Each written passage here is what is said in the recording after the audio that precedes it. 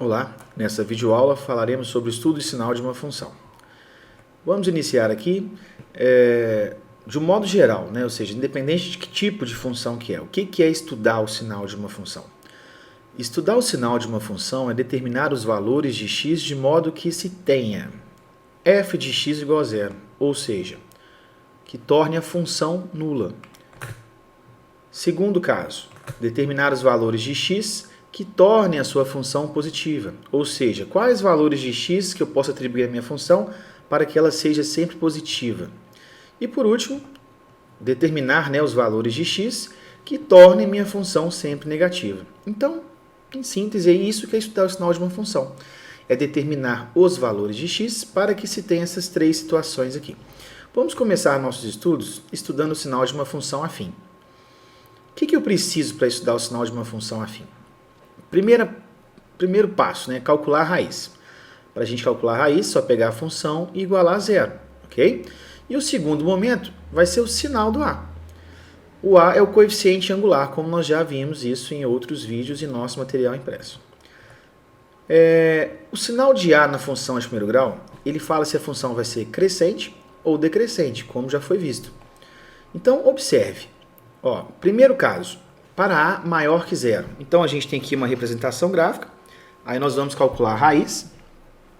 E se a for maior que zero, nós sabemos que a função é crescente, então a nossa reta intercepta o eixo x nessas condições. Então, você pode perceber que vai aumentando os valores de x, as imagens também aumentam, Então, o que vai acontecer? O que você repara? Quando o x assumir valores à direita da raiz, a minha função está para cima do eixo y, ou seja, sempre vai ser positivo. Quando o x assumir valores à esquerda da raiz, o que você observa? A sua função passa para baixo do eixo x. Olha lá, a parte do gráfico está para baixo de x. Então, para valores à esquerda da raiz, nossa função assumirá valores negativos. Então, o que eu posso dizer? Minha função vai ser nula quando x for igual à raiz. Minha função vai ser maior que zero para x à direita da raiz. E minha função vai ser menor que zero, ou seja, negativa, para valores menores do que a raiz.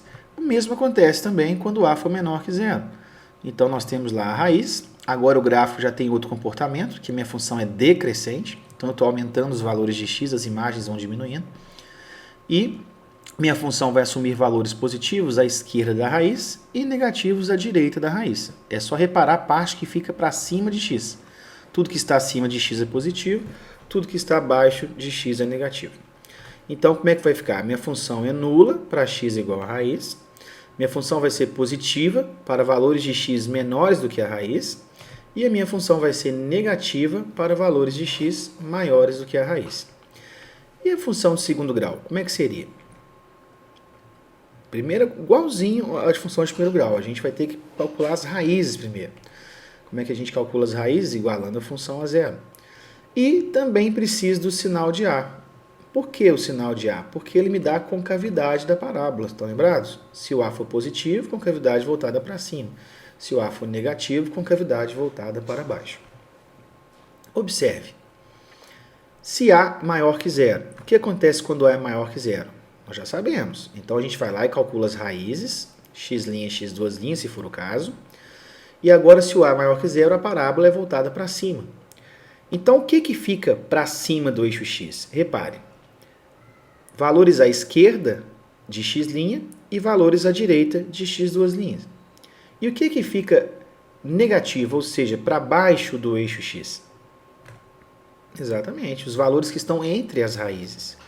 Então, a gente pode memorizar da seguinte maneira. Entre as raízes, prevalece, a gente coloca o sinal contrário de a, e fora das raízes, nós colocamos o valor de a, tá vendo? Se a é positivo, fora das raízes, mesmo sinal de a. Se o a é negativo, vai trocar o sinal do mesmo jeito. Então, o que a gente analisa aqui? Como é que eu vou estudar isso aqui? Minha função vai ser nula para x igual a x' ou x igual a x2', ou seja, em minhas raízes.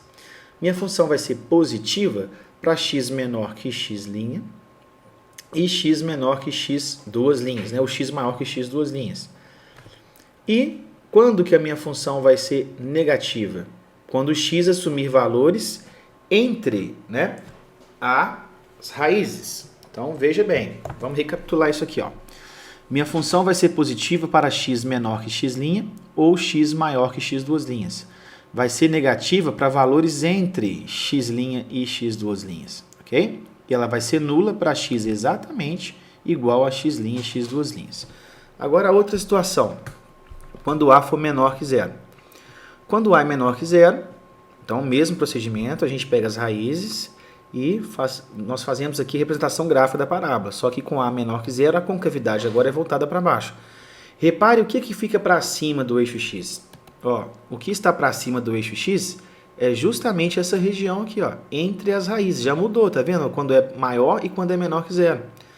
E agora, onde que minha função vai ser negativa? Para valores à esquerda aqui de x' e para valores à direita de x duas linhas. Ficando como o estudo sinal? Minha função vai ser nula para x igual a x' ou x igual a x duas linhas, ou seja, na raiz.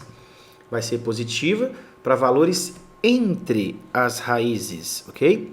E vai ser negativa para valores menores que x' ou valores maiores que x duas linhas. Vamos a um exemplo. No geral, o que a gente pode falar sobre as funções? Nem sempre a função de segundo grau vai tocar no eixo x. E nem sempre ela vai ter duas raízes. Nós já estudamos isso. Quem me dá a quantidade de raízes de uma função é o discriminante delta. Se ele é negativo, nós sabemos que a função não tem raiz, então não toca no eixo x. Se ele for zero, minha função tem uma raiz só. E se for maior que zero, tem duas raízes. Então a gente pode fazer uma representação aqui, um esquema. De modo geral, a gente vai ter esse esboço aqui, ó. Quando o delta for maior que zero, isso implica em quê? Que a sua função toca o eixo x em dois lugares distintos, tá vendo? Se delta for igual a zero, vai tocar em um ponto só. E se delta for menor que zero, não toca, porque não tem raiz real. Agora, o a maior que zero ou a menor que zero, isso me dá concavidade, como nós já aprendemos.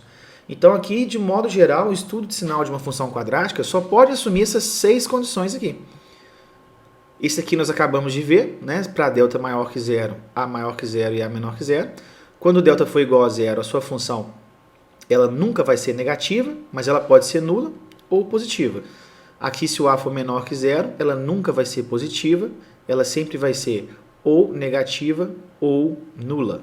E se o delta for menor que zero, a sua função nunca vai ser nula e nunca vai ser negativa, caso o a for maior que zero, ou se o a for menor que zero, ela nunca vai ser negativa ou nunca vai ser nula.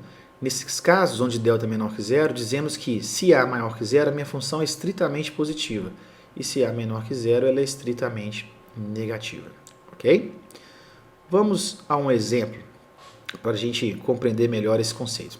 Estude o sinal da função x2 menos 4x mais 3. Então, qual que é o procedimento?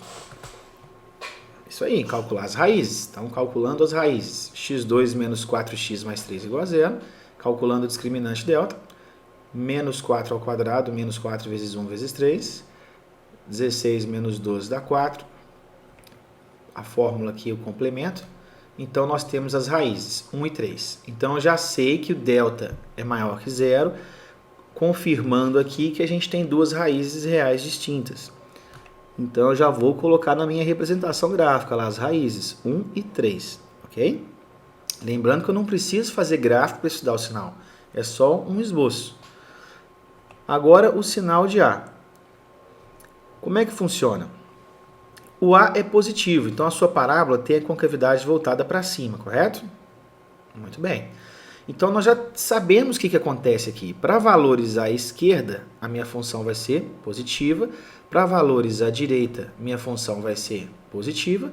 E quando o x estiver entre 1 e 3, ela está para baixo do x, assume valores negativos.